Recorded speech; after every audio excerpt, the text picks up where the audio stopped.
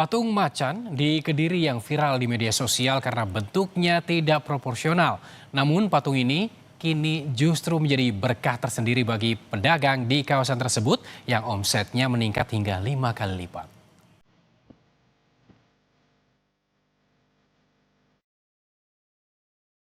Bercorak seperti zebra dan ukuran tubuh yang besar membuat patung ini ramai jadi perbincangan di media sosial. Karena banyaknya kritikan, pihak desa sempat berencana membongkarnya.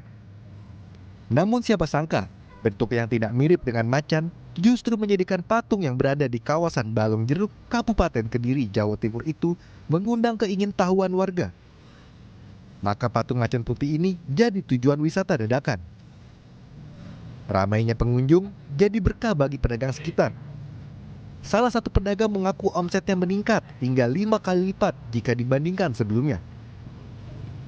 Ada, jelas ada Mas, kan makin rame ya. Jadi ya yang beli ya alhamdulillah makin banyak, 4 sampai 5 kali lipatnya dari biasanya.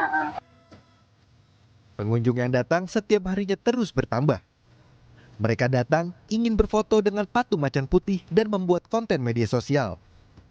Setelah viral dan banyaknya pengunjung yang datang, pihak desa tidak jadi membongkar patung macan putih itu.